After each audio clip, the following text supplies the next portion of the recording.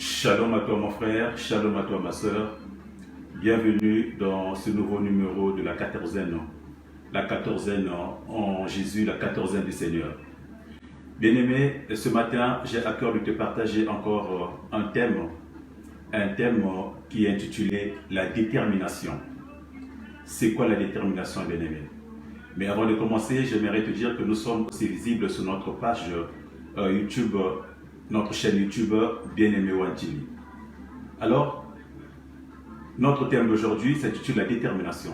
Mais avant de commencer, bien-aimé, j'aimerais te lire un texte.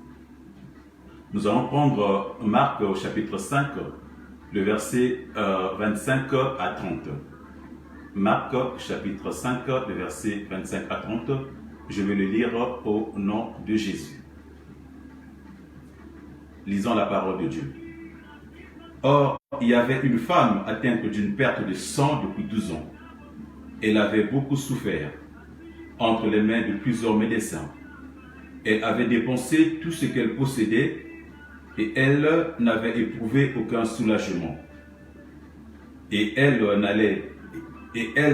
était allée plutôt en empirant.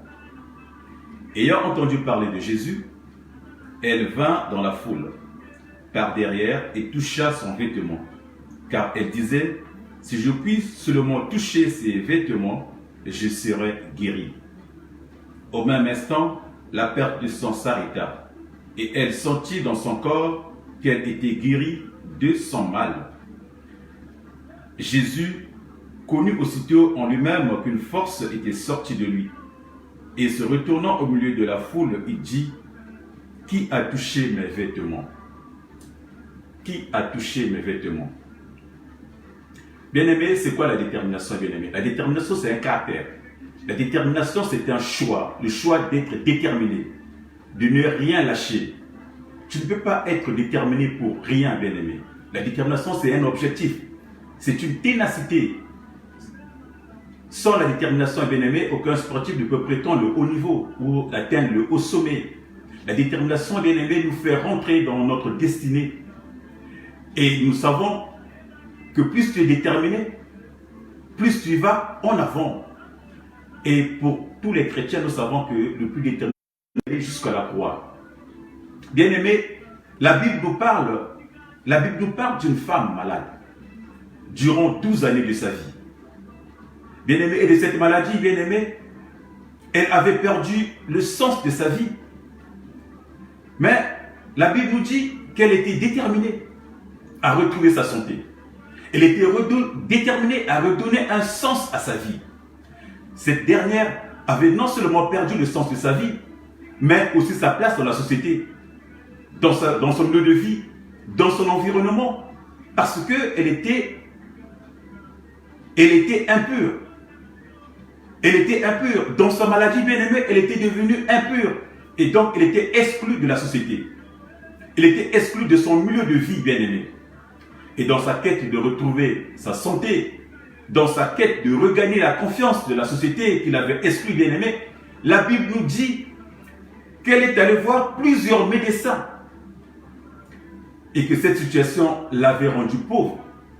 Parce qu'elle avait fait le tour des médecins. Elle avait fait le tour de toutes les personnes qui pouvaient la soigner. Elle était là et se disait, moi, il me faut retrouver ma santé, bien-aimée. Et elle avait dépensé toutes ses économies. Ça veut dire que cette situation l'avait appauvrie. Parce qu'elle avait dépensé tout ce qu'elle avait comme économie et comme argent. Je ne sais pas, bien-aimé, ce que tu vis. Et je ne sais pas comment est ta situation. Bien-aimé, qu'est-ce qui te préoccupe? Et depuis combien de temps tu vis cette situation? Je ne sais pas, bien-aimé, ce qui te chagrine, ce qui te refroidit. Quelle est ta situation? Est-elle stable ou s'aggrave-t-elle? Bien-aimé, la femme était dans sa 12e année de maladie, bien-aimé. Et elle était prête à tout pour retrouver sa santé. Cette dame avait finalement perdu son nom. Elle avait un an, cette femme, quand elle est née. Dans sa jeunesse, elle avait un an.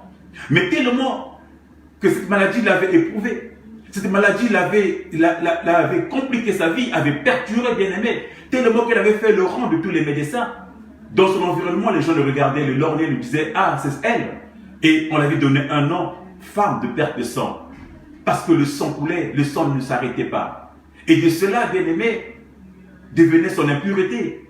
Parce que, bien-aimé, elle avait reçu un nom qui n'était pas son nom, à elle, qui n'était pas son nom d'origine. Mais on l'a collé un nom par rapport à sa maladie. On l'a collé un nom par rapport à ce qu'elle vivait, bien-aimé. On l'a collé un nom par rapport à ce qu'elle était devenue, bien-aimé. J'aimerais ce matin te poser la question, bien-aimé. Quel est le nom là qu'on t'a donné, bien-aimé? Quel est le nom qu'on t'a donné? Qu'est-ce que les gens t'appellent par rapport à ce que tu vis? Qu'est-ce que les gens disent de toi, bien-aimé? Par quel nom on t'appelle? Quel est le nom que les gens te donnent par rapport à ta situation, par rapport à ta réalité, bien-aimé? Aujourd'hui, je voudrais te dire que malgré ton état, la durée de ta situation, tu peux retrouver le bon sens. Tu peux rentrer dans ton bon sens. Tu peux retrouver ta vie d'avant et même une meilleure vie par rapport à la vie antérieure. La Bible nous dit que cette femme a entendu parler de la parole. Cette parole qui s'est faite chair, comme nous le dit la Bible dans Jean 1. Et bien aimé, cela a suscité en elle une détermination. Plus que ce qu'elle a fait, plus qu'elle avait déjà fait jusqu'alors. Cette détermination, bien aimée, va la pousser à sortir de chez elle pour aller à la rencontre de la parole. Mais la question que l'on peut se poser, comment rencontrer la parole? Comment aller vers la parole? Comment aller vers la parole et rentrer au milieu de la foule, bien aimée? Elle qui avait été déclarée impure par la loi. Elle qui risquait la mort en se mettant avec les soi-disant, les gens bien, avec les soi-disant gens purs. Parce qu'en ce temps-là, avec sa maladie, elle ne pouvait plus fréquenter les gens. Mais comment pouvait-elle faire pour rencontrer cette parole, pour rencontrer la parole qu'elle avait entendue? Cette parole était entourée des gens soi-disant bien, des gens soi-disant impurs. Elle s'est dit en elle-même, si je touchais seulement ses habits. Elle qui avait entendu parler de la parole, elle s'est mise à parler au-dedans d'elle-même. Elle s'est mise pour objectif ou comme objectif toucher les habits de la parole. Avec ténacité, bien-aimé. Avec pugnacité. Il faut que je dois. Mais comment affronter la foule? Bien-aimé, es-tu déterminé dans ta situation? Qu'est-ce qui rend ta détermination possible, bien-aimé? Tu es déterminé face à quoi? Et pour atteindre quoi, bien-aimé? Dans nos vies de tous les jours, nous voyons comment est-ce que le monde nous font des barrières. Comment est-ce que le monde nous limite.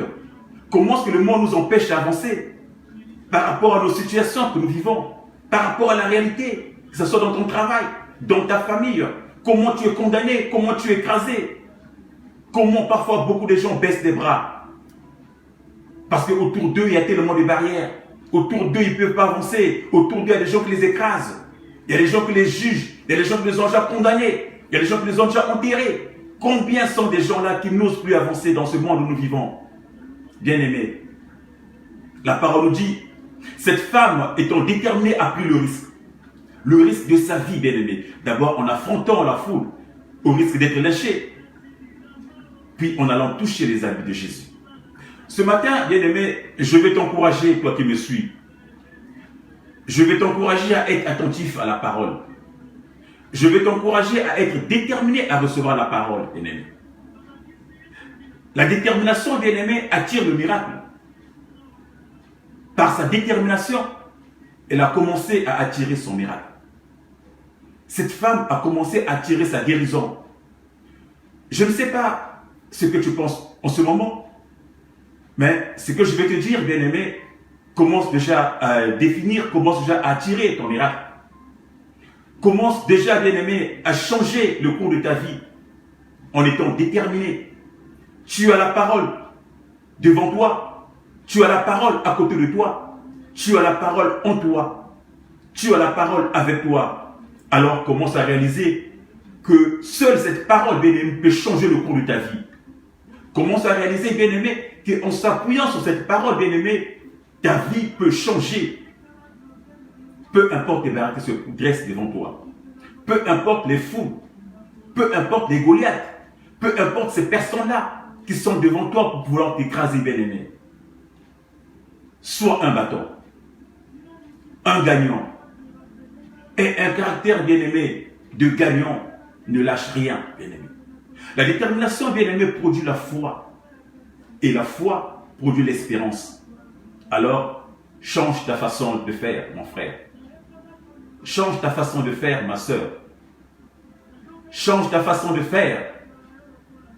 Change ta façon de voir les choses. Car ce que tu entends, bien-aimé, impacte ta perception des choses. Qu'est-ce que tu entends? Quelles sont les paroles que tu entends autour de toi? La parole nous dit, la Bible nous dit dans Colossiens 1,27, Christ en nous, l'espérance de la gloire. Christ en nous, l'espérance de la gloire. Bien-aimé, la Bible nous dit, à l'instant même, la femme fut guérie. À l'instant même, la femme fut guérie. J'aimerais te dire ceci, bien-aimé. C'est possible dans ta vie. C'est possible que tu changes dans ta vie, bien-aimé. Tout dépend de ce que tu vis. Tout dépend de ta perception des choses. Tout dépend de ta détermination, bien-aimé. Même quand les choses sont négatives, au milieu du négatif, bien-aimé, Dieu peut susciter le positif. Dieu est capable. Alors, bien-aimé, je vais te dire, ce matin, arrête de pleurer. Sèche tes larmes et proclame ton miracle dans la détermination, avec la parole. Cette femme, je disais, était entourée des barrières. Et ces barrières, bien-aimées, représentent ta foule. Ces barrières, bien-aimées, représentent le monde dans lequel tu vis, Ces barrières représentent ces mondes dans lesquels tu veux te détruire. Mais, par sa détermination, bien-aimée, elle a franchi la foule et a pris la décision. J'aimerais te dire qu'il n'est pas encore trop tard. Qu'il n'est pas encore trop tard pour toi. Avance, mon frère. Avance, ma soeur. Ne baisse pas les bras. Ne baisse pas les bras, car ton miracle est encore possible. Jésus est encore possible. Il n'est pas encore revenu et ton miracle est encore possible. Oh bien-aimé, je prie ce matin que malgré ta situation que tu traverses, que tu reçoives ton miracle dans le nom de Jésus. Cette femme bien-aimée a été capable d'arrêter Jésus. Cette femme bien-aimée a été capable d'arrêter le Christ.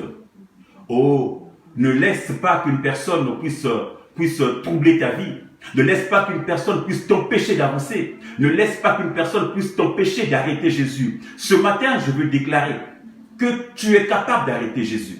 Tu es capable d'arrêter ce Dieu-là dans ta vie. Tu es capable d'arrêter ce Dieu-là dans ta maison. Tu es capable d'arrêter ce Dieu-là dans ton cœur. Tu es capable d'arrêter ce Dieu-là dans ta santé. Tu es capable d'arrêter ce Jésus-là dans ton travail, bien-aimé. Quand tu as un problème, bien-aimé, tu es capable aussi de toucher son vêtement, de l'arrêter, comme cette dame-là qui a osé toucher et qui a arrêté Jésus. Tu es capable, bien-aimé. Je veux proclamer ça dans ta vie, bien-aimé. Tu as cette capacité-là. Alors lève-toi, bien-aimé. Lève-toi, bien-aimé, et arrête Jésus. Lève-toi, bien-aimé, et arrête Jésus dans ta vie, dans ta santé, dans ton évolution professionnelle, dans tout ce que tu veux, bien-aimé. Lève-toi et arrête le Christ, bien-aimé. Habakkuk nous dit, même si la prophétie tarde à venir, je l'attendrai patiemment, bien-aimé. Oh, à cause de la détermination, bien-aimé, l'aveugle Bartimée a retrouvé sa vue en affrontant aussi des barrières énormes qui représentaient les foules des gens. Des barrières énormes. À cause de la détermination, Élisée a reçu la double portion et le manteau d'Élie. À cause de la détermination, Ruth la Moabite est rentrée dans l'histoire d'Israël en devenant la grand-mère de David et donc ancêtre de Jésus. Bien-aimé, au verset 34, qu'est-ce qu'on nous dit? Jésus dit à la dame, ma fille, ta foi t'a sauvée. Va en paix et sois guérie de ton mal. Oh bien-aimé, j'ai dit que la détermination bien-aimé, produisait la foi. Et la foi produisait l'espérance, bien-aimé. À cause de sa détermination, bien-aimé, il fut sauvé. Sa détermination a déclenché son miracle, bien-aimé. Tu es capable. Tu es capable de ça. Tu es capable de déclencher un miracle dans ta vie. Tu es capable d'avancer dans ta vie. Tu es capable de faire encore plus que l'on pense, bien-aimé. Ne te laisse pas encore, je reviens encore, ne te laisse pas écraser par ce monde. Sois déterminé, sois un gagnant, sois un vaillant, bien-aimé, avance. Parce que ta vie ne dépend pas des autres. Ta vie ne dépend pas de ce que les autres voudront que ta vie soit. Ta vie ne dépend pas de ce que les autres voudront que ça puisse être, mais de toi, bien-aimé. Quelle que soit ta situation, quelles que soient les épreuves que tu traverses, je vais juste te conseiller ce soir, t'exhorter ce soir à te lever et avancer. Quel que soit, même si on avait dit que tu étais sous les eaux, même si on t'avait dit que tu étais enterré déjà, même si on t'avait dit que tu étais déjà mort, rien n'est encore passé, rien n'est encore impossible, rien n'est encore impossible, tout est encore possible, bien-aimé, car Christ est encore là. Car le miracle est encore là, le panier circule encore, bien-aimé. Oh, que mon Dieu se souvienne de toi dans ta détermination face à tes ennemis. Que mon Dieu t'accorde l'attitude de ceux qui ne lâchent rien dans la parole, la prière, et que tu crées ton miracle. Reçois ton miracle dans le nom de Jésus. Reçois ta guérison, reçois le changement, et que mon Dieu te bénisse. Voilà le miracle, voilà le message que j'avais à t'annoncer. Le message que j'avais pour toi ce matin concernant la détermination. Je veux que tu sois déterminé. Je veux que tu sois déterminé pour avancer dans ta vie. Que tu sois déterminé pour réussir dans ta vie. Que tu sois déterminé pour gagner ta vie. Que tu sois déterminé pour être au service de ton Dieu. Que tu sois déterminé parce que ton Dieu est là. Il veut que tu avances. Alors mon frère, ma soeur, malgré la société qui nous écrase, lève-toi et marche. Lève-toi et aie un regard vers la croix. Lève ton regard et marche. Ne te laisse pas écraser, ne te laisse pas mépriser, ne te laisse pas détruire, car le Christ est là, te donnera la force qu'il faut, le courage qu'il faut pour pouvoir avancer, pour pouvoir construire ton foyer, pour pouvoir construire ta maison, pour pouvoir construire ton couple, pour pouvoir construire ton projet, pour pouvoir construire ta vie. Par la détermination, bien-aimé, tu pourras. Par la détermination, tu avanceras. Par la détermination, tu feras arrêter Christ. Par la détermination, tu atteindras tes buts. Par la détermination, tu atteindras ton objectif. Alors, je t'encourage ce matin. Avance, mon frère. Je t'encourage ce matin. Avance, ma soeur. Et que notre Dieu te bénisse.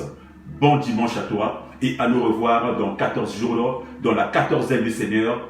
14e du Seigneur. Toujours avec le même plaisir et le même engouement de vous partager la parole de Dieu. Merci à toi, mon frère. Merci à toi.